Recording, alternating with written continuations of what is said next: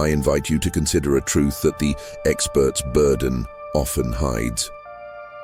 The very intensity of your focus may be the primary barrier to your breakthrough. Many of you carry the silent burden of deep grief, prolonged illness, or the existential anxiety that despite all your inner work, the flow of manifestation has stopped. You feel vibrationally blocked, but I ask you to look closer. Are you focusing on your desire, or are you actually strangling it? Today, we dismantle the grip. We move away from the spiritual exhaustion of trying and toward the subconscious breakthrough of allowing. The most common error of the advanced seeker who knows the rules of manifestation is the confusion between focus and clinging. To achieve metaphysical clarity, you must understand the subtle broadcast of your soul, wanting versus having. The universe does not respond to your words, it responds to your resonance. When you want something intensely, the primary frequency you are broadcasting is, "I do not have this." The repulsion factor. Clinging is a declaration of not having. In the physics of the vortex, this acts as a repulsive force. You are literally pushing the reunion with your desire away by confirming its absence. To let go is to receive. Letting go is not giving up. It is the act of stopping the broadcast of lack. It is the transition from the sufferer persona to the sovereign who knows the result is already a fact in the larger reality. There is a scientific principle known as the Quantum Zeno Effect, which states that an unstable system, if observed continuously, will never change. In your daily life, this is the checking the mail syndrome, freezing the wave. When you constantly check for signs of your manifestation, looking for health in the mirror, love in your phone, or prosperity in your bank account, you are freezing the quantum wave of possibility into its current, unmanifested state. The delivery truck. Imagine you have ordered a package. Every time you open the door to see if the truck is there, the truck must pull over and wait for you to close the door to proceed. Your desperation acts as a stop sign for the universe, the power of indifference. To break the constant repetition of negative, self-sabotaging patterns, you must achieve a state of sovereign indifference. You must be so secure in your inner victory that you no longer need the 3D world to prove it to you. The deeper fear for many is that if they let go, they will lose their intention. I invite you to see that you can have a strong direction without the weight of desperation. Intent is a compass. Intent is the what and the where. It is your higher self's guidance toward health, love, and prosperity. It is a quiet, firm command. Attachment is a chain. Attachment is the belief that you cannot be okay until the condition is met. This is the source of your vibrational resistance and your exhaustion. The sovereign pivot. You still have time to claim your sovereignty by pivoting from desperate attachment to firm intention. You hold the vision, but you release the timeline and the how. The final yes. When you separate intent from attachment, you attain inner sovereignty and peace, regardless of external circumstances. You become the conscious creator who knows that because the end is seen, the path is already secure. I invite you to consider, are you holding onto your vision like a treasure, or are you holding onto it like a life raft? Many seekers feel that their energy is vibrationally blocked because they have made their desire too sacred. You have placed your healing, your soulmate, or your financial freedom on a high altar, looking up at it with a mix of awe and desperation. While this feels like devotion in the realm of quantum principles, it is actually a form of spiritual sabotage. I invite you to explore tactical indifference, not as a lack of caring, but as the ultimate mastery of importance. In the transurfing model by Vadim Zeland, anytime you assign excessive importance to an outcome, you create a phenomenon called excessive potential. This is a literal buildup of energetic tension in the quantum field. Nature's equilibrium. The universe always seeks balance. When you create a massive peak of importance, the balancing forces of reality must flatten that peak. The denial mechanism. Usually, the easiest way for the universe to resolve that tension is to simply deny you the goal or create an obstacle. By wanting it too much, you have created a vibrational cliff that you are constantly falling from. Metaphysical clarity. You do not get what you want, you get what you align with. If your desire is on a pedestal, you are, by definition, below it. To manifest it, you must bring it down to your level. How do you reduce importance without losing your goal? You adopt the walk to the mailbox mindset. I invite you to analyze your internal state when you go to check your mail. Emotional neutrality. You don't pray that the mailbox exists. You don't visualize the letters with sweaty palms. You simply walk to the box because you know the mail is there. The frequency of certainty. This is the vibrational sweet spot. It is a state of calm, quiet expectation. It is the end of trying and the beginning of sovereignty.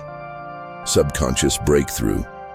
When you treat your manifestation with the same level of emotional neutrality as a trip to the mailbox, you signal to the subconscious that the result is already a fact. The balancing forces no longer have anything to oppose, and the path clears instantly. Most people operate solely on inner intention, the small, localized will of the ego that says, "I will make this happen through my effort." This is exhausting and often leads to a spiritual plateau. The master uses outer intention. The mechanism of reality.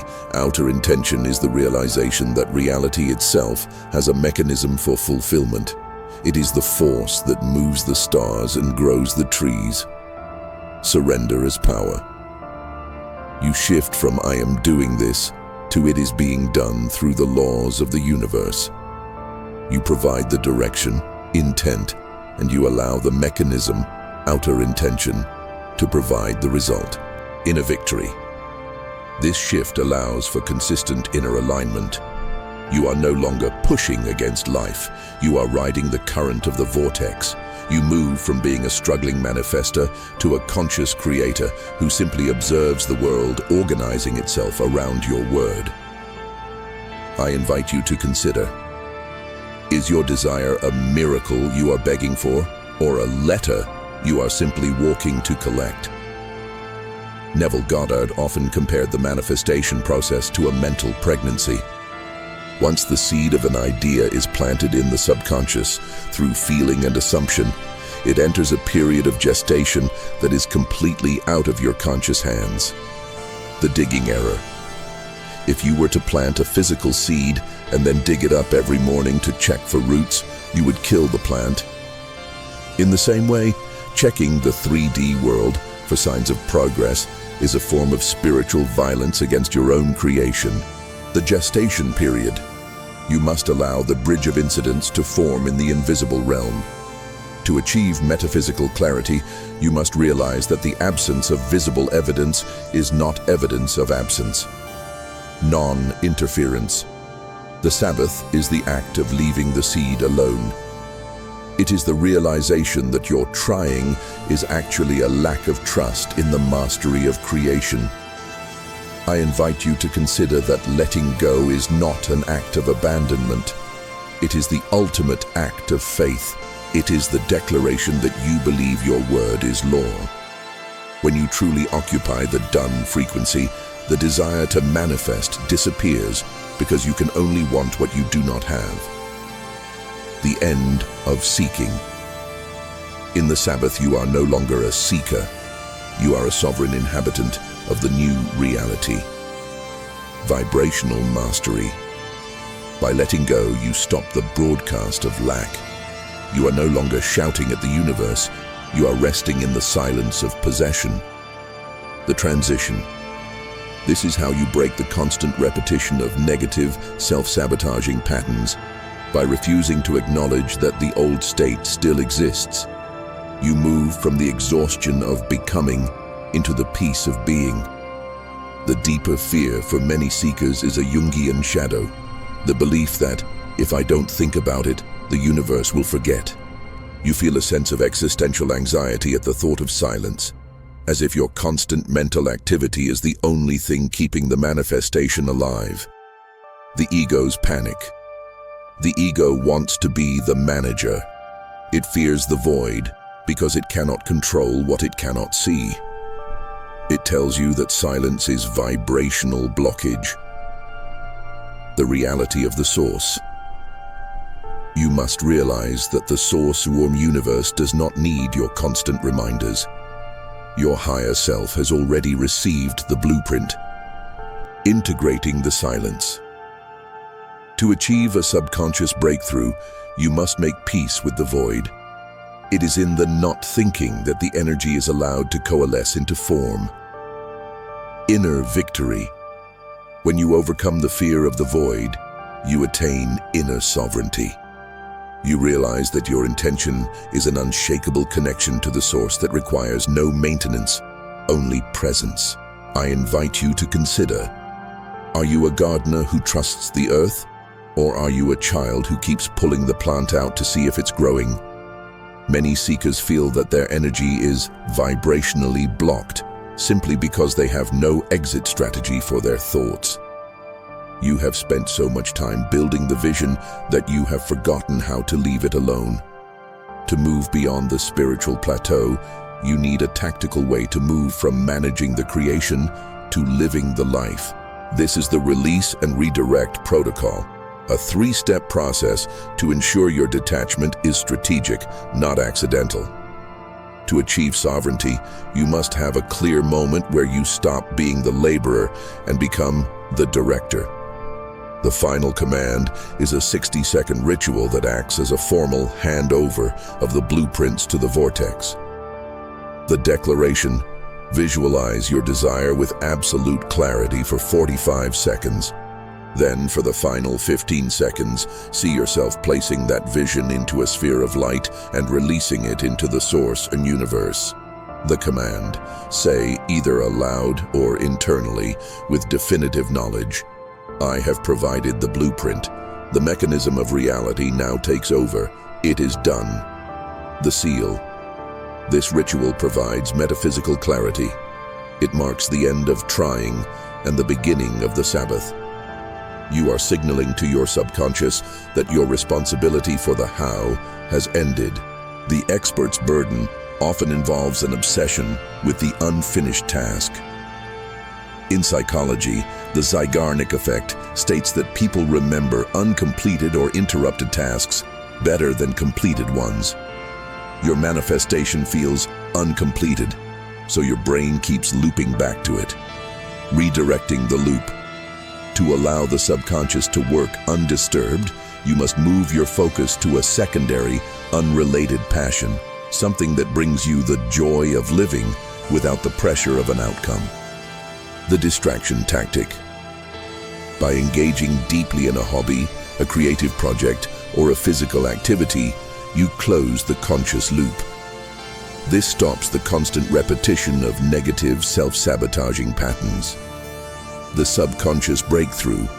When your conscious mind is busy elsewhere, the subconscious is free to rearrange your reality without the friction of your doubt. You are essentially getting out of your own way. The deeper fear for many is that if they stop thinking about their goal, they will lose their inner alignment. To prevent this, we use sensory anchoring. The physical token.